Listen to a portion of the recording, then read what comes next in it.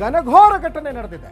ಅಹಮದಾಬಾದ್ನಲ್ಲಿ ವಿಮಾನ ದುರಂತ ಪ್ರಕರಣಕ್ಕೆ ಸಂಬಂಧಪಟ್ಟ ಹಾಗೆ ಕೆಲವೇ ಹೊತ್ತಲ್ಲಿ ದುರಂತ ಸ್ಥಳಕ್ಕೆ ಪ್ರಧಾನಿ ನರೇಂದ್ರ ಮೋದಿ ಆಗಮಿಸುತ್ತಾರೆ.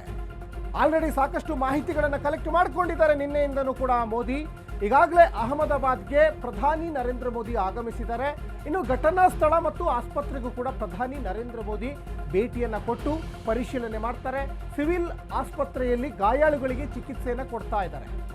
ಅಹಮದಾಬಾದ್ನಲ್ಲಿ ವಿಮಾನ ದುರಂತ ಪ್ರಕರಣಕ್ಕೆ ಸಂಬಂಧಪಟ್ಟ ಹಾಗೆ ಸಿವಿಲ್ ಆಸ್ಪತ್ರೆಯಲ್ಲಿ ಟ್ರೀಟ್ಮೆಂಟ್ ಕೊಡ್ತಾ ಇರೋದು ಯಾರಿಗೆ ಅಂದರೆ, ವಿಮಾನದಲ್ಲಿ ಯಾರು ಕೂಡ ಬದುಕುಳಿದಿಲ್ಲ, ಒಬ್ಬರು ಮಾತ್ರ ಬದುಕುಳಿದಿರುವಂಥದ್ದು. ಹಾಸ್ಟೆಲ್ ಕಟ್ಟಡದ ಮೇಲೆ ಬಿತ್ತಲ್ಲ, ಆ ಹಾಸ್ಟೆಲ್ನ ವಿದ್ಯಾರ್ಥಿಗಳು ಸಾಕಷ್ಟು ಜನ ನರಳಾಡ್ತಾ ಇದ್ದಾರೆ, ಸಾವು ಬದುಕಿನ ನಡುವೆ ಹೋರಾಡ್ತಾ ಇದ್ದಾರೆ. ಅಲ್ಲಿಗೆ ಮೋದಿ ಭೇಟಿ ಕೊಡ್ತಾರೆ. ಏನೋ ವಿಮಾನ ದುರಂತ ಆದಂತಹ ಮೇಘಾನಿ ನಗರಕ್ಕೂ ಭೇಟಿಯನ್ನು ಕೊಡ್ತಾರೆ. ಪ್ರಧಾನಿ ನರೇಂದ್ರ ಮೋದಿಯವರ ತವರು ಜಿಲ್ಲೆಯಲ್ಲಿ ಆಗಿರುವಂಥ ಘಟನೆ, ಕೇಂದ್ರ ಗೃಹ ಸಚಿವ ಅಮಿತ್ ಶಾ ಅವರ ತವರು ಜಿಲ್ಲೆಯಲ್ಲಿ ಆಗಿರುವಂತಹ ಈ ಒಂದು ಘಟನೆ. ನಿನ್ನೆಯಿಂದನೂ ಕೂಡ ಮಾಹಿತಿಯನ್ನು ಕಲೆಕ್ಟ್ ಮಾಡ್ಕೊಳ್ತಾನೆ ಇದ್ರು ಪ್ರಧಾನಿ ನರೇಂದ್ರ ಮೋದಿ, ಅಮಿತ್ ಶಾ.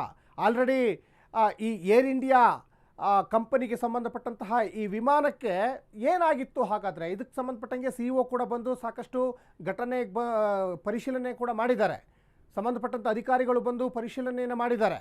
ಇನ್ನೊಂದು ಕಡೆ ಇದರಲ್ಲಿ ಬ್ಲಾಕ್ ಬಾಕ್ಸ್ ಈಗ ಒಂದು ಪತ್ತೆಯಾಗಿದೆ ಅನ್ನೋದು ಕೂಡ ಗೊತ್ತಾಗ್ತಾ ಇದೆ.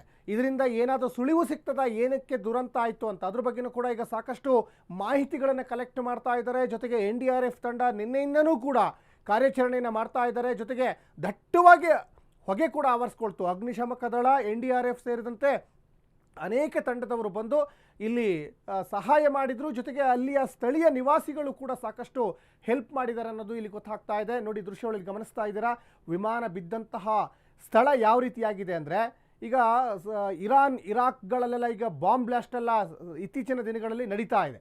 ಹೆಂಗಾಗಿರುತ್ತೆ ಅದೇ ಪರಿಸ್ಥಿತಿ ಆಗಿದೆ. ಯಾಕಂದರೆ ನಿನ್ನೆ ವಿಮಾನದಲ್ಲಿ ಟೇಕಪ್ ಆಗಿ ಕೇವಲ 5 ನಿಮಿಷನೂ ಆಗಿಲ್ಲ, 5 ಮಿನಿಟ್ ಒಳಗಡೆನೆ ಅದು ಬೆಂಕಿ ಹೊತ್ಕೊಂಡ್ಬಿಡ್ತದೆ. ಯಾವುದೋ ಒಂದು ಪಾರ್ಟ್ಸಿಗೆ ಬೆಂಕಿ ಹೊತ್ಕೊಂಡಿದ್ರೆ ಪೈಲಟ್ ತಮ್ಮ ಚಾಣಾಕ್ಷತನದಿಂದ ಅದನ್ನು ಭೂಸ್ಪರ್ಶ ಮಾಡಿ ಪ್ರಯಾಣಿಕರನ್ನು ಜೀವ ಉಳಿಸೋ ಸಾಧ್ಯತೆ ಇತ್ತು.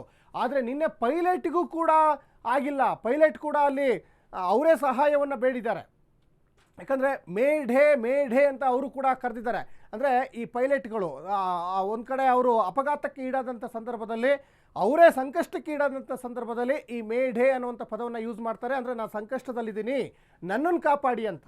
ನೋಡಿ, ಇದು ಬೇರೆ ಬೇರೆ ವಿಮಾನ ದುರಂತದಲ್ಲೆಲ್ಲ ಪ್ರಯಾಣಿಕರನ್ನು ಪೈಲಟ್ಗಳು ಕಾಪಾಡ್ತಾರೆ. ಆದರೆ ನಿನ್ನೆ ಆಗಿರುವಂಥ ದುರಂತ ನೋಡಿ, ಪೈಲಟನ್ನೇ ಕಾಪಾಡಿ ಅಂತ ಪಾಪ ಪೈಲಟೇ ಬೇಡ್ಕೊಳ್ತಾ ಇದ್ರು ಅಂಥ ಪರಿಸ್ಥಿತಿಯಾಗಿತ್ತು. ಅದಾದಮೇಲೆ ವಿಮಾನದ ಯಾವುದೋ ಒಂದು ಪಾರ್ಟ್ಸಿಗೆ ನಿಧಾನಕ್ಕೆ ಬೆಂಕಿ ಹೊತ್ಕೊಂಡು ಇಡೀ ವಿಮಾನ ಆವರಿಸ್ಕೊಂಡಿದ್ದಲ್ಲ. ಒಂದು ಸಲ ಬಾಂಬ್ ಹಾಕಿದಾಗ ಯಾವ ರೀತಿಯಾಗಿ ಆ ಸುತ್ತ ಹೇಗೆ ಬೆಂಕಿ ಉಂಡೆ ರೀತಿಯಲ್ಲಿ ಆವರಿಸ್ಕೊಳ್ತದೆ, ಹೊಗೆ ಯಾವ ರೀತಿ ಆವರಿಸ್ಕೊಳ್ತದೆ, ಆ ರೀತಿಯಾಗಿದ್ದಂಥದ್ದು. ಅದ್ರ ಜೊತೆಗೆ 850ರಿಂದ 900 ಅಡಿ ಅಷ್ಟೇ ಇದ್ದಂತಹ ವಿಮಾನ ಒಂದು ಹಾಸ್ಟೆಲ್ಗೆ ಕಟ್ಟಡಕ್ಕೆ ಬಂದು ಬೀಳುತ್ತೆ. ಯಾಕಂದರೆ ಅಲ್ಲಿ ವೈದ್ಯಕೀಯ ವಿದ್ಯಾರ್ಥಿಗಳ ಹಾಸ್ಟೆಲ್ ಅದು. ನೋಡಿ, ಮೇಘಾನಿ ನಗರ ಅಹಮದಾಬಾದ್ ಯಾವ ರೀತಿಯಾಗಿದೆ ಅಂದರೆ, ಒಂಥರ ಯುದ್ಧದ ವಾತಾವರಣದಲ್ಲಿ ಯಾವ ಪರಿಸ್ಥಿತಿ ಆಗಿರ್ತದೆ. ಈಗ ಬಾಂಬ್ ಬ್ಲಾಸ್ಟ್ ಆದಾಗ ಕ್ಷಿಪಣಿಗಳ ದಾಳಿ ಆದಂಥ ಸಂದರ್ಭದಲ್ಲಿ ಹೆಂಗಾಗಿರ್ತದೆ, ಅದೇ ಪರಿಸ್ಥಿತಿ ಈಗ ಮೇಘಾನಿ ನಗರ ಅದೇ ಥರ ಭಾಸವಾಗ್ತಾ ಇದೆ. ಆದರೆ ಇದು ಯಾವುದೋ ಕ್ಷಿಪಣಿ ದಾಳಿಯಲ್ಲ, ಯಾವುದೋ ಬಾಂಬ್ ದಾಳಿಯಲ್ಲ, ಯಾವುದೋ ಡ್ರೋನ್ ದಾಳಿಯಲ್ಲ, ಇದು ವಿಮಾನ ದುರಂತ ಆಗಿರುವಂಥದ್ದು. ಹಾಗಾದರೆ ಹಿಂದೆ ಯಾವತ್ತೂ ಕೂಡ ವಿಮಾನ ದುರಂತ ಆಗೇ ಇಲ್ವಾ? ಅನೇಕ ವಿಮಾನ ದುರಂತಗಳಾಗಿದ್ದಾವೆ. ಸಾಕಷ್ಟು ವಿಮಾನ ದುರಂತಕ್ಕೆ ನಮ್ಮ ದೇಶ ಸಾಕ್ಷಿಯಾಗಿದೆ.